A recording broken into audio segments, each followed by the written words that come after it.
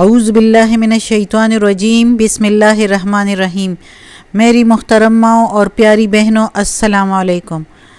آج ہم تلاوت کرتے ہیں اپنے اگلے سبق کی، جو کہ ہے آیت نمبر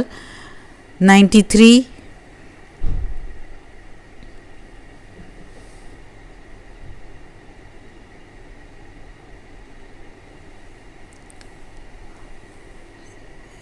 ترانوے اور 94۔ تو شروع کرتے ہیں۔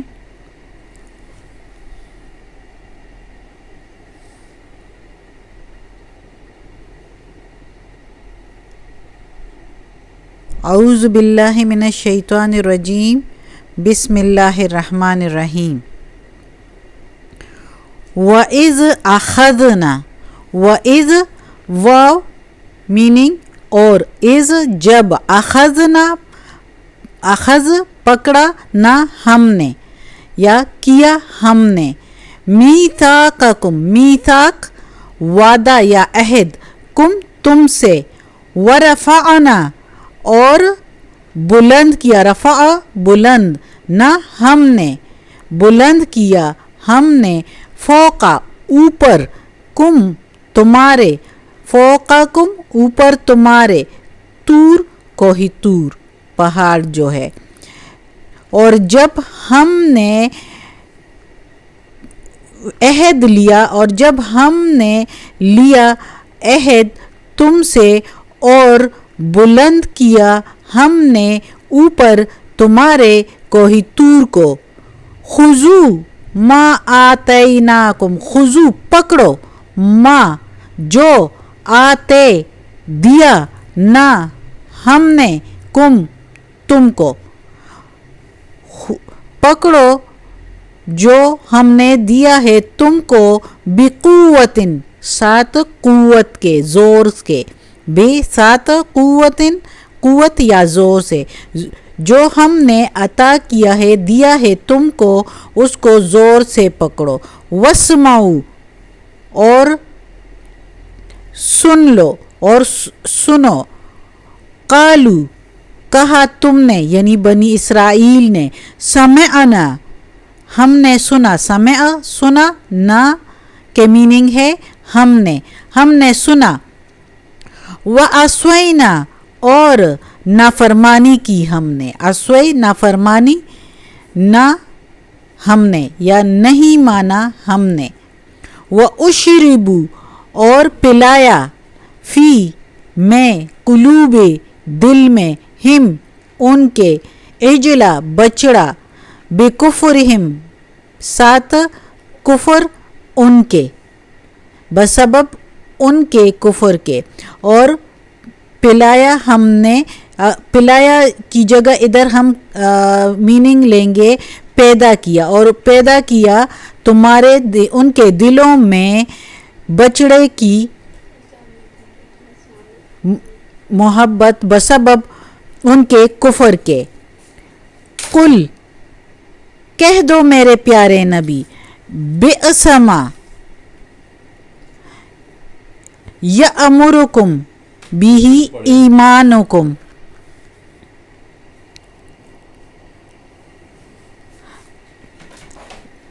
کہہ دو میرے پیارے نبی، برا ہے جو حکم تم کرتے ہو، بھی ساتھ، ایمانکم ایمان کے، یعنی تمہارے ایمان تمہیں برا حکم دیتا ہے۔ کہہ دو میرے پیارے نبی کہ کیا تمہارا ایمان، ایمانکم تمہارا ایمان، یامرکم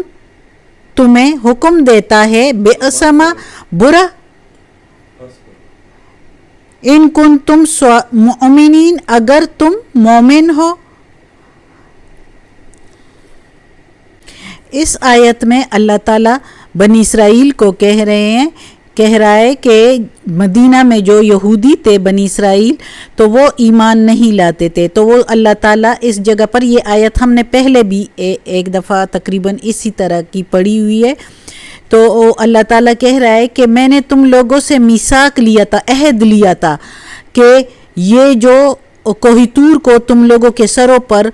پکڑ کے، کیونکہ بنی اسرائیل جو ہے یہودیوں پہلے یہودی کتاب مانگتے تھے، اور جب اللہ تعالیٰ نے کتاب جو ہے موسیٰ علیہ السلام کو دے دی،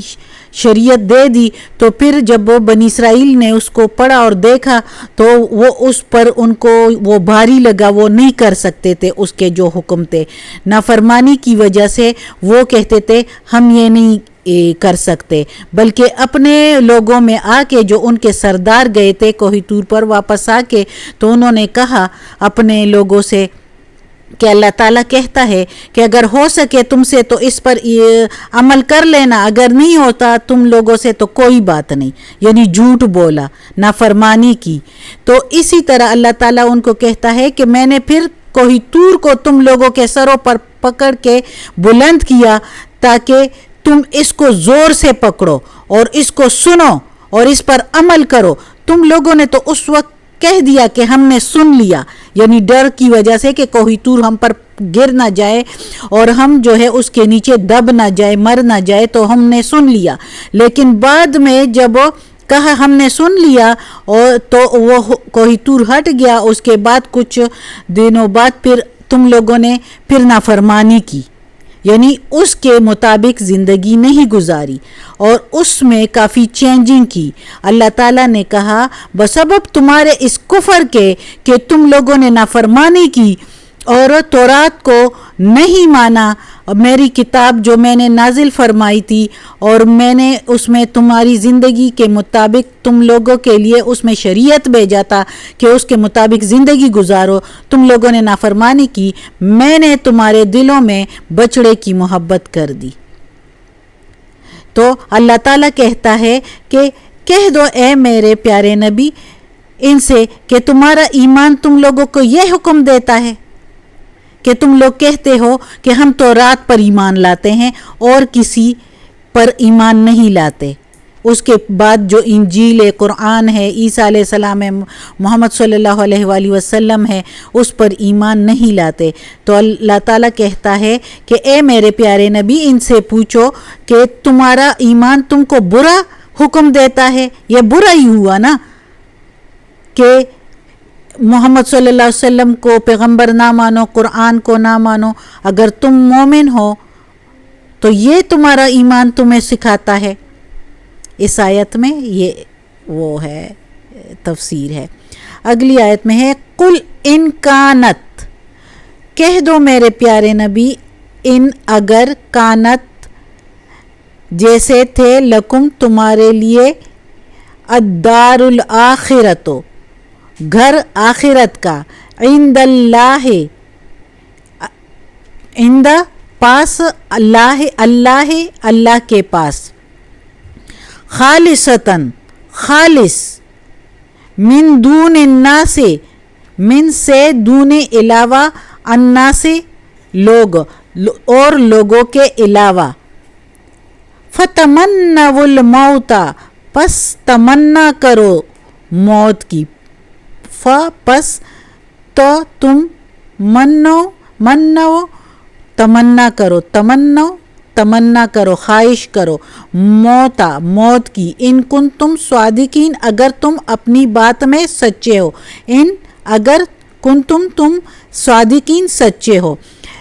اس میں کہتا ہے اللہ تعالیٰ رسول پاک صلی اللہ علیہ وآلہ وسلم سے کہ میرے پیارے نبی کہہ دو ان سے کہ اگر آخرت کا گھر تمہارے لیے ہے،